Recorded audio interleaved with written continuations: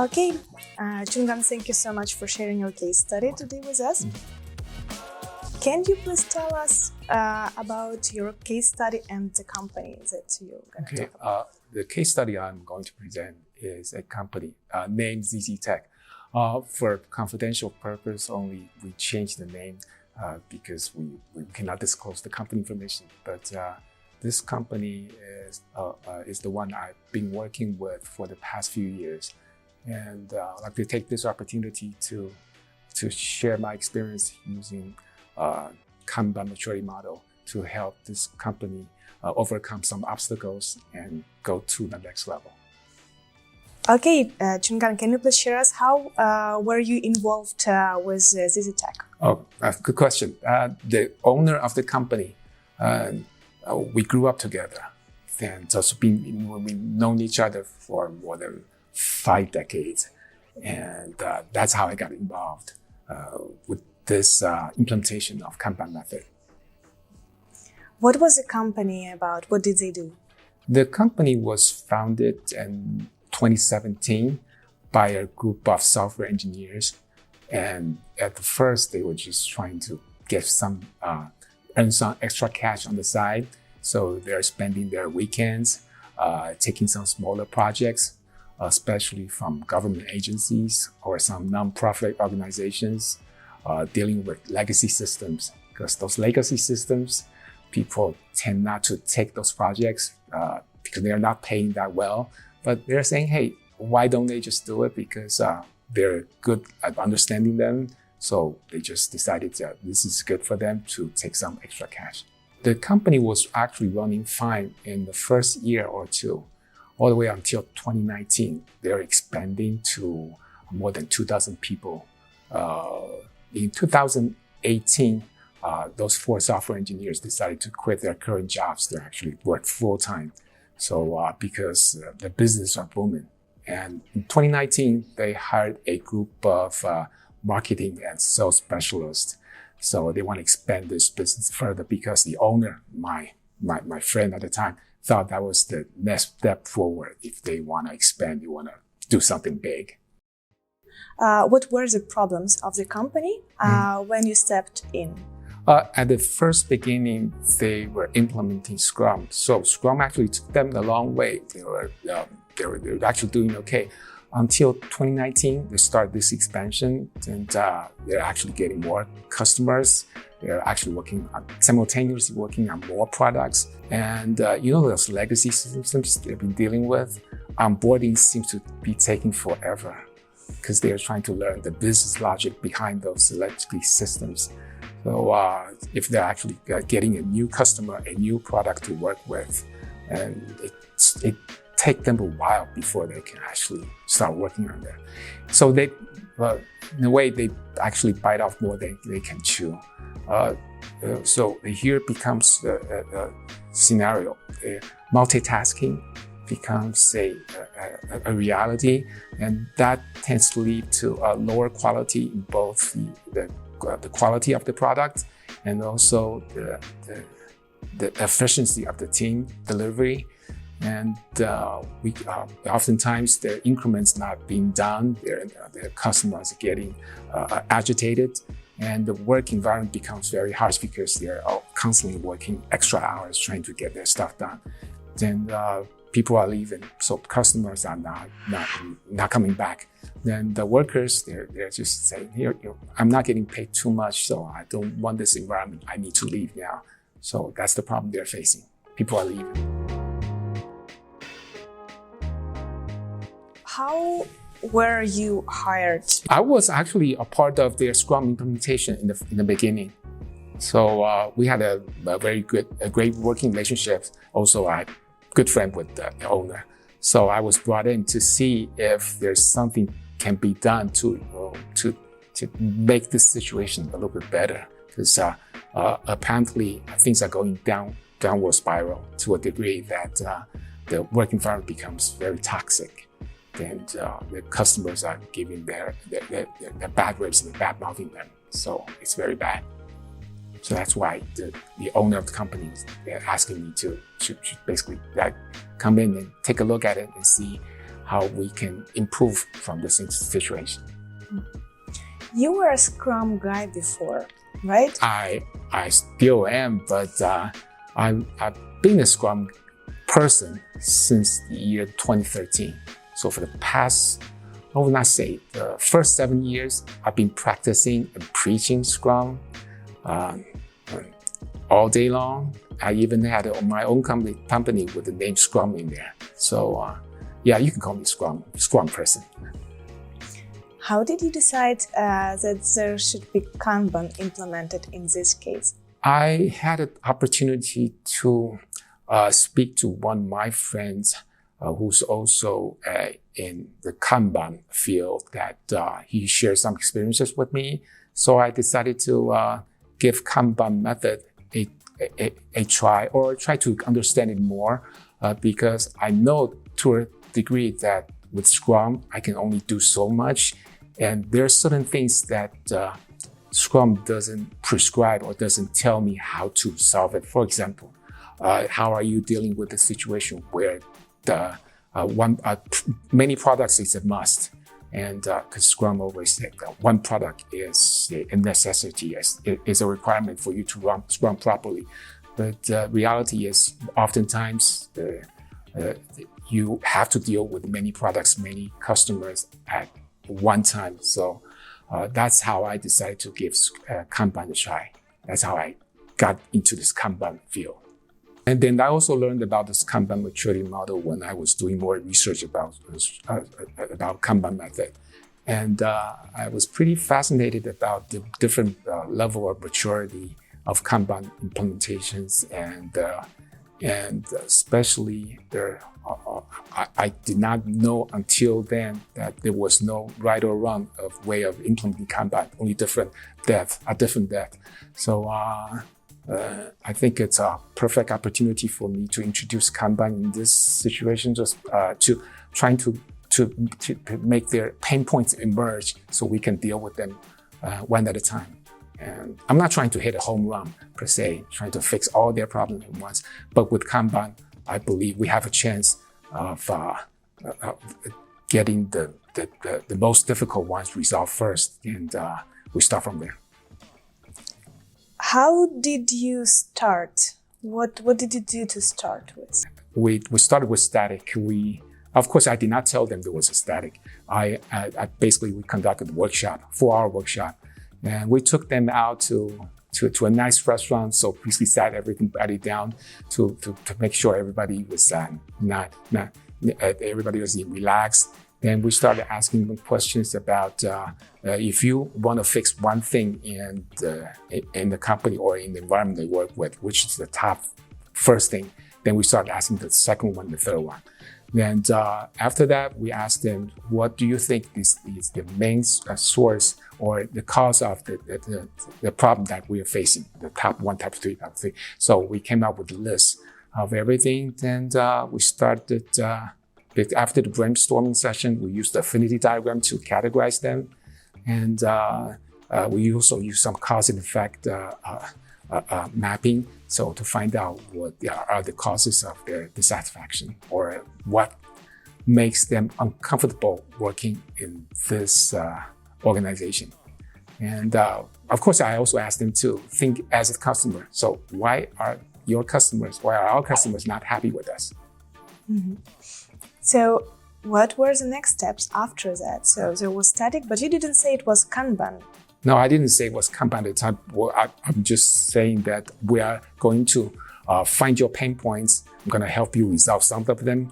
Then we build some momentum so we can move on and basically take we can try to resolve those problems you have one at a time.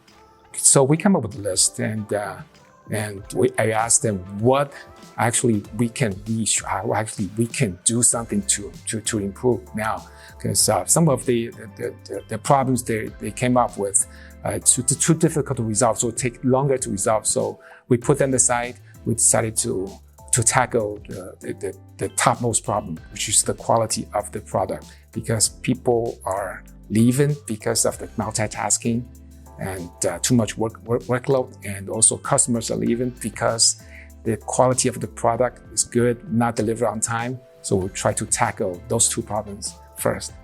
And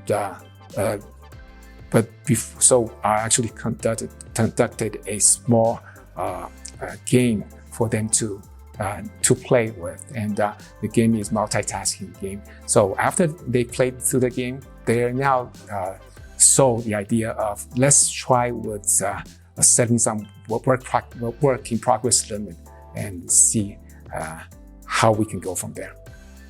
What was the game about? How it shows? What did you find this game? Maybe there is a name?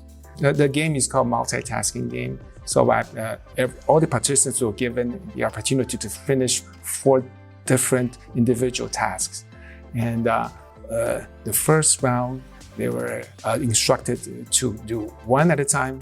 They have to finish one of them before jumping on to the next. And the second round, we asked them to switch in between, constantly switch amongst those 4. Constantly switch, switching amongst those 4. And the results were totally different. The first round, people were able to finish 2, maybe 3 tasks within 60 seconds. The second round, 60 seconds, nobody finished anything, and most of them are actually making a lot of mistakes during the process. How did they feel? What was their reaction? Their reaction is they're feeling stressed.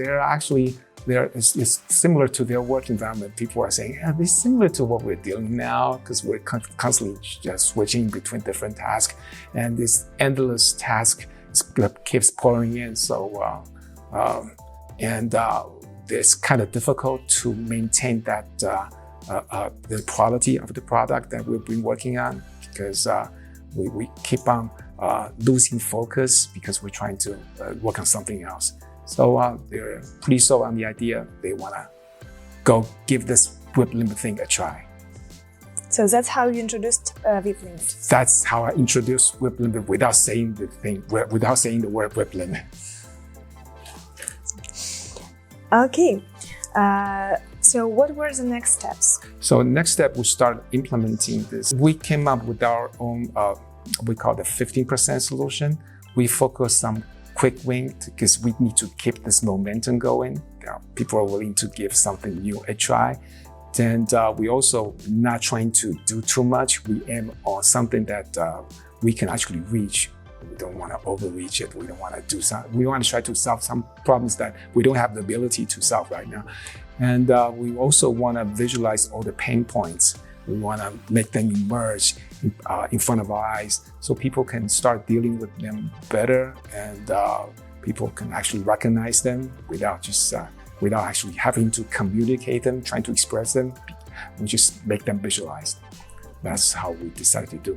So our next phase is we take a look at what the company is doing now.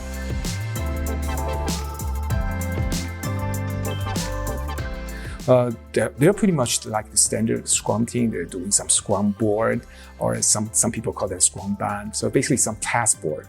So the 3 simple columns, they represent the sprint.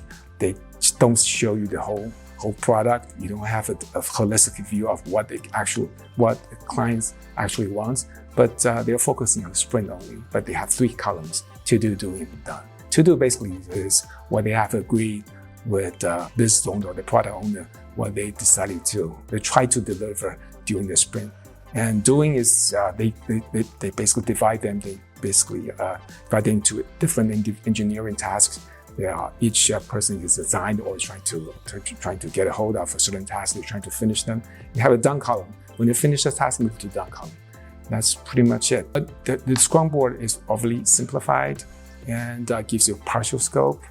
So you're only seeing the engineering tasks. You don't know the overall picture of a user story. And maybe your user story is divided into 7 engineering tasks. You have 6 of them completed and 1 of them still in the doing state, but you have no idea of the dependencies. At the end of the sprint, you just don't have the sense of urgency to finish the last engineering task. And also, there's no clear signs of priority or order, which needs to be done first. So that's the first thing we need to address. We need to do something with this board.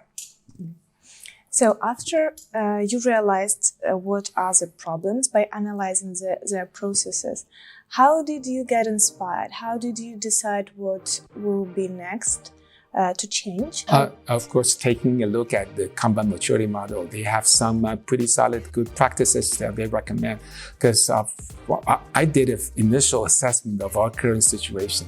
I believe before the problem all started occurring, I think they're already at maturity level 1, but because of those chaos, I think they're going back down to 0 because the people are leaving. So the team is actually breaking down. There's no, people are just, everybody's for themselves. They have so much tasks at hand. Everybody is busy working on their own stuff. There's no coordination. There's no collaboration whatsoever. So I think it's also that's why I took a chapter of this Kanban Maturity Model. I decided to try something that the KM is recommending, some of the practices. So you had a look in the Kanban Maturity Model. Did you use also any case studies that helped you to find the similarities in the processes? That's a very good question. The case study being introduced in one of the KMP classes, the POSIX science study. I think the beginning of the problems, or the problems we're facing in POSIX science, pretty much very similar to what my friend's company is experiencing at the time. So I was looking at that case study. It actually encouraged me to go ahead and give Kanban Method a try. How did it help you? What were the similarities maybe? And did you get some ideas from there and added some other ideas on the top from this case study? I learned a lot from this case study, especially when the project manager was trying to introduce a new way of working. I believe she mentioned Kanban Method and was getting immediate rejection from all the people involved. So I decided not to make the same mistake. So I did not actually mention the word Kanban when I was introducing this new way of working. And by the way, did you eventually say that was Kanban that they were doing at some point? Yeah. After the first phase, then I actually thought that this is what the Kanban method is about. So after they experience a positive result, people are staying. And also the quality of work is restored. And the customer is no longer complaining about the product, the quality of the product. And so that's when I decided to break the news to them. You know what we're doing? We're actually doing Kanban Method. What was their reaction? They were saying, oh, really? The Kanban Method? This is what Kanban Method is about, because they had different perceptions about what Kanban Method is. And so they're pretty happy. They don't have any rejection whatsoever, because they thought, oh, this is actually working. So what's next? They're eager to try something else now. Really great. What did you do next? In the beginning of this phase 1 implementation, we actually set 3 objectives. The first one is we want to raise the quality in our product. The second one is we want to restore our sustainable work environment. Want to keep our talent. And also, we would like to relate ourselves to our customers before everybody is only concerned about their assigned engineering tasks. Now we would like to see the work being delivered to the customer as a whole. We want to see the value, where the value is going, who's demanding it. So we actually came up with a new ticket design to show the dependencies about the parent user story and all the and the child engineering tasks, so people get a decent ideas every day when they're looking at the board. They have a sense of integrity or urgency, what needs to be implemented, what needs to be delivered for the clients to receive the actual value, not in pieces, because unfinished user story means nothing to the customer, means 0. How was the ticket design changed? It was also there, right, on this space? Which you can see now, that's the actual board layout. And this next picture is the real footage of what the physical Kanban looks like during the first phase of implementation. And at the right bottom side of the picture, you can actually see each person assigned with 2 avatars. And that's basically giving them a whip limit of 2 per person. You can see we have dependency specified. We have blocker with a black sticky. And yeah, that's pretty much it. And the cloud, what does it mean? Oh, that means somebody's on vacation. So we keep their avatars there. So people know, oh, he's not there. So if he has a task, we need to find somebody to take a look at it. And so basically that the other team member is aware that the person is not there. So after 120 days, and we were looking back, and we are tracking one of the major problems we were experiencing was people are leaving. So this turnover ratio run chart actually show a simple implementation of our first phase, and people are actually staying. They are no longer leaving. And also the product, the quality of the product, the escape rates are going way down. We'll restore some confidence in our customers that they are not receiving crappy output from our team. So mainly introducing VIP limits, changes in ticket design, introducing avatars have already brought these results. What were the challenges ahead? Yeah, we're seeing some positive results. We would like to take this momentum. We keep moving forward. We want to get better. So we're still getting different competing demands from different customers,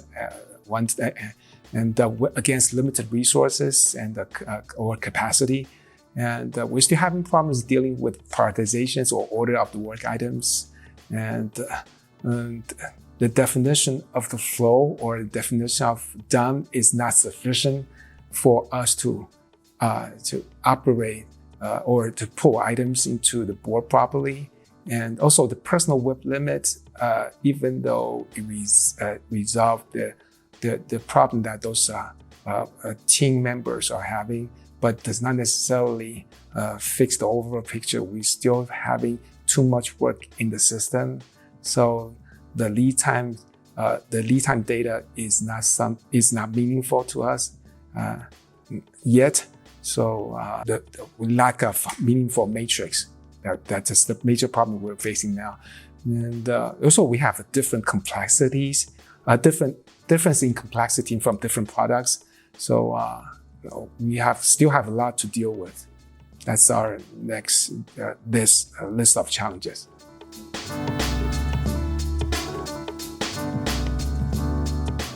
You have started phase 2. What were the objectives? The new objectives is we like to address problems with competing requirements first. And also we like to smooth the flow of value creation and delivery. That's our new objectives. That's we think that we can actually try to achieve during the next phase. So there was a preparation of work. How did you do it? We conducted a training. I think it's time to show them what Kanban Method is about. And we showed them some matrix. We explained what those matrices are, important key matrix.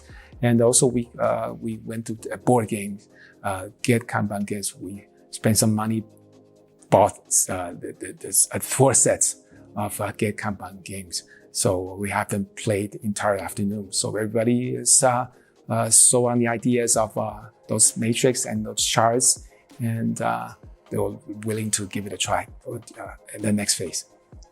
Let's talk about introducing work item types and classes of service. How did you do that? Oh, that's easy, because after playing through the games, they're so on the ideas of these 2 things. They believe these will actually make their life easier and better, and customer can receive the product more efficiently. So that's not a big issue. That wasn't a problem for us to start using them. So we need to categorize ourselves, the work that we're doing a little bit better. Of course, we need to redesign our tickets layout and the board design. So we took some effort. We have everybody join and we basically design our new Kanban system together. And now we try to set the system work in progress limits. But before we do that, we try to understand our entire system a little bit better. Then we want to find out where our system bottleneck is. We're looking at our data and try to identify which stage of our value delivery is our bottleneck. Also, we made a choice to represent the pulse signal, and we use the physical Kanban slot to represent a pulse signal when we have a capacity available. This is our new board design. You can see actually on the left-hand side, make it fun, so we call it the Ready fountain. And we have an input queue and ready. You can see different physical slots with different color, represents different pulse signals from different product. And they're fundamentally, they're still a Scrum team. So we even have it on the downside, and all the way to the right-hand side, we have two separate areas. So if they deliver something that customers actually like, so we put them in the win column. If they deliver something that customers give them feedback, they can actually change their direction, of course, following this sprint. So they put in the learn column value. So we're actually getting metrics from both of them. So it's win or learn, so they never lose. That's how it looks. That's how it looks, yes. That's how it looks in the physical board. I actually try to match some of the things out. You can see their policies right in between. On top of the board and the bottom of the board, you can see some written policies there. We try to make them simple so they can easily be changed. How did the lead time distributions change? After 4 months of these, we started seeing the flow getting smooth. And we start collecting lead time data. Now the data is meaningful. So we have collected data enough so we can come up with our lead time distributions, different types of lead time distribution based on 3 different work item types. We can actually provide more a predictability forecast that customers would like to see. And even though one of the lead time distribution is still fat-tailed, but we managed to work with our customers, and they were willing to sign a service level agreement based on those lead time distribution expectation. By the way, the clients that were in the beginning of your evolutionary process with Kanban, was there someone who stayed with the company till the end of the evolutionary process that you were leading? Did they notice a change? Did they say anything? Okay, not necessarily directly to the customers. There were three business representatives acting as a middleman between the delivery team and the customers.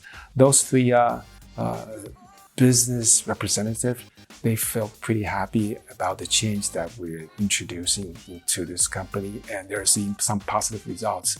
Now, at first, they had their doubts, but after the second phase implementation, they were pretty sold on the idea that Kanban Method is the way to go. Is the way to go. Mm-hmm. And when you were offering your clients a document with lead time distributions and with the probability, right, of the delivery, what was their reaction? Were they surprised of how precise and professional the team is in that? At first, we did not actually sign the contract. Immediately after we present the data with them, we were just telling them, okay, let's take this as an example. Let's monitor our performance for the next month. And you feel yourself, are we going to keep our promises?